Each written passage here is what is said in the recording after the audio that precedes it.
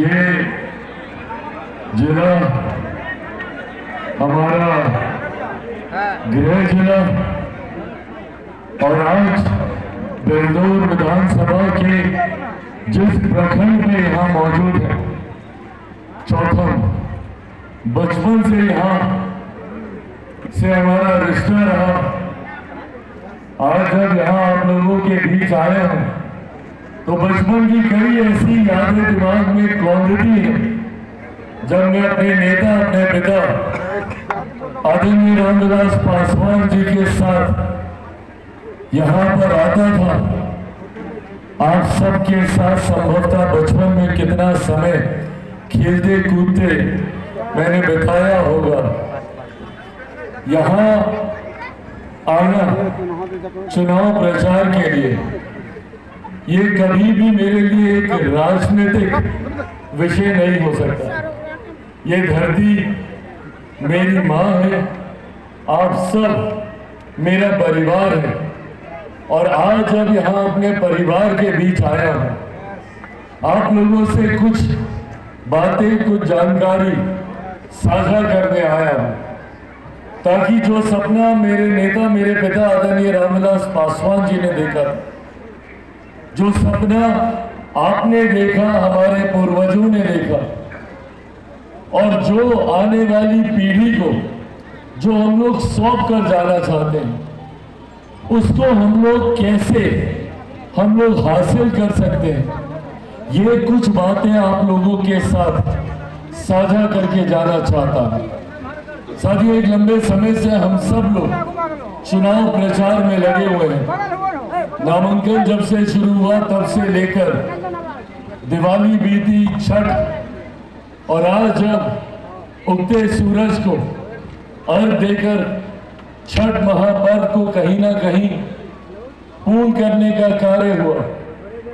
ऐसे में इस दौरान जहां जहां भी हम लोग चुनाव प्रचार के लिए गए, सार्वजनिक मंचों पर गए, दिन त्योहार पर जब लोगों से मुलाकात हुई, जितने रुझान सुनने को मिले, जितने सर्वे रिपोर्ट सामने आए, एक बात तय है, एक बात स्पष्ट है कि 14 नवंबर को जब परिणाम आएंगे तो एक बार फिर एनडीए की मजबूत सरकार बनने जा रही है। इसमें कोई संदेह नहीं।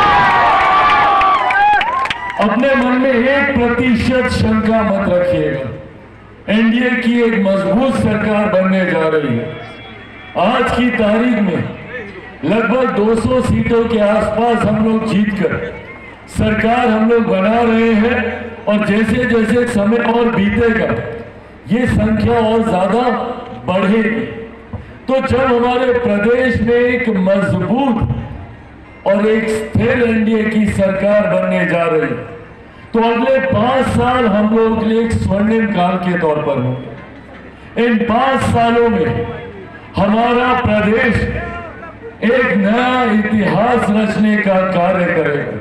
इन 5 सालों में हमारे पूर्वजों ने जो सपना देखा, उस सपने को हम लोग पूरा करने का काम करें। जिस विकसित बिहार का लक्ष्य मेरे पिता आदरणीय रामविलास पासवान जी ने रखा, उस लक्ष्य को पूरा करते हुए अपने आने वाली पीढ़ी को एक ऐसा बिहार हम लोग सौंप कर जाने का काम करेंगे जहां पर हर सुख सुविधा हमें हमारे राज्य में मिले। जहां पर मेरे किसी युवा भाई को बिहार छोड़कर दूसरे राज्य में शिक्षा रोजगार के लिए न जाना पड़े, मेरे किसी बच्चे को बिहार छोड़कर दूसरे राज्य में शिक्षा के लिए न जाना पड़े, हर सुख सुविधा, एक से एक अस्पताल हमें हमारे राज्य में मिले, इसकी मजबूत नींव अगले 5 साल में तैयार की जाएगी।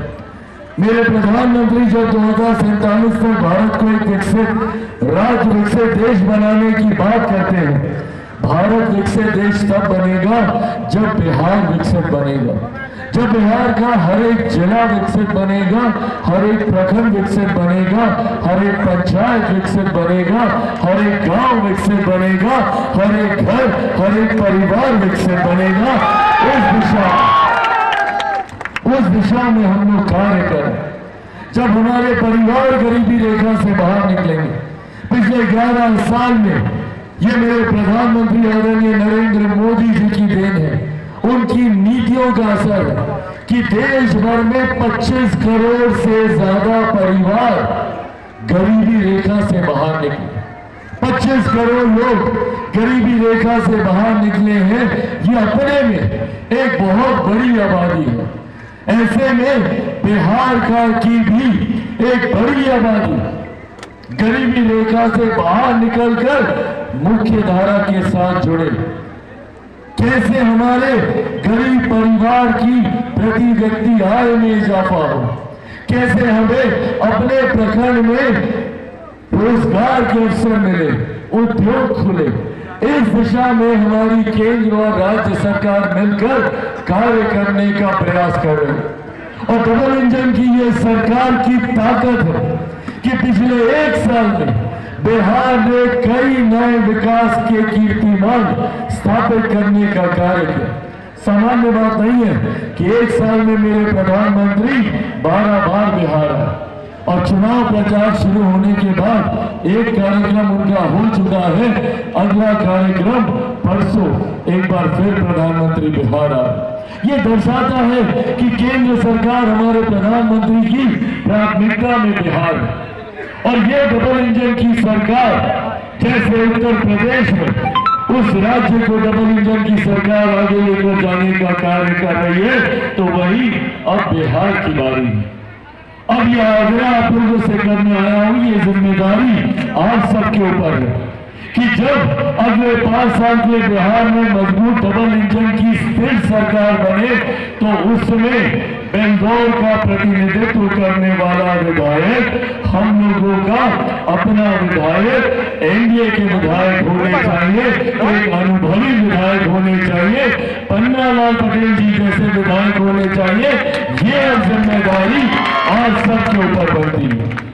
ये जिम्मेदारी आज सबकी बनती है कि सुनिश्चित कीजिए कि जब ये डबल इंजन की सरकार बने तो उसमें आपके क्षेत्र के विकास के कार्यों के लिए एक ऐसे अनुभवी नेता हो, आपके एक ऐसे विधायक हो जिनके पास दशकों का अनुभव हो, जिनके पास एक विधायक के रूप में क्या भूमिका हमें निभानी चाहिए इस बात की जानकारी हो, ताकि कल को जैसे ही सरकार बने हमारे मुख्यमंत्री के बगल में बैठकर पन्नालाल जी आपकी समस्याओं का समाधान कर सके, मेरे प्रधानमंत्री से संवाद साधकर आपके लिए केंद्र से बड़ी योजना ला सके। इसके लिए इनका जीतना जरूरी है। और अब ये जिम्मेदारी मैं आप सबके ऊपर छोड़ के जाता हूं, क्योंकि ये मेरा भी गृह जिला है। ऐसे में जब पन्नालाल जी जैसे अनुभवी नेता यहाँ से जीतने का कार्य करेंगे तो मेरे लिए भी सहज होगा अपने क्षेत्र, अपने इलाके, अपने लोगों के लिए विकास के कार्यों को गति दे। मेरे लिए ये सहज होगा कि जब ऐसे अनुभवी नेता यहाँ से जीत कर जाएंगे तो मेरे पार्टी के सांसद राजेश वर्मा जी का हाथ मजबूत होगा। केंद्र से वो भी आपके लिए ज्यादा से ज्यादा योजनाओं को ला पाएंगे और धरातल पर मजबूती से पन्नालाल जी विधायक की भूमिका निभाते हुए उन योजनाओं को गति दे पाएंगे।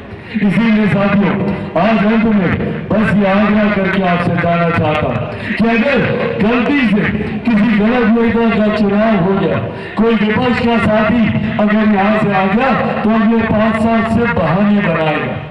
सरकार का हिस्सा तो वो होंगे नहीं, तो अगले 5 साल से बहाना दिया जाएगा कि सरकार हमारी बात नहीं सुनती, मुख्यमंत्री हमारी बात नहीं सुनते, मंत्रिमंडल के लोग हमारी बात नहीं सुनते, केंद्र सरकार हमारी बात नहीं सुनती। अगले 5 साल कोई भी विपक्ष का साथी चुनकर आया तो सिर्फ ये बहाना हम लोग को सुनने को मिले। और ये महागठबंधन के लोग, ये राजद कांग्रेस जैसे लोग, ये लोग जो गठबंधन में एक दूसरे के घटक दलों को सम्मान नहीं दे सकते, वो कल को आपको या मुझे क्या सम्मान देने का कार्य करेंगे। पूछिएगा इन लोगों से, जब ये लोग आपके बीच प्रचार करें। एक लंबा समय बिहार की जनता ने इन लोगों को दिया, पर उस समय का उपयोग इन्होंने सिर्फ बिहार में अपराध और भ्रष्टाचार को बढ़ावा देने के लिए इस्तेमाल किया। ऐसे में गलती से भी इनका चुनाव दोबारा ना हो सके, ये जिम्मेदारी ना सिर्फ आप सबको बेलदौर विधानसभा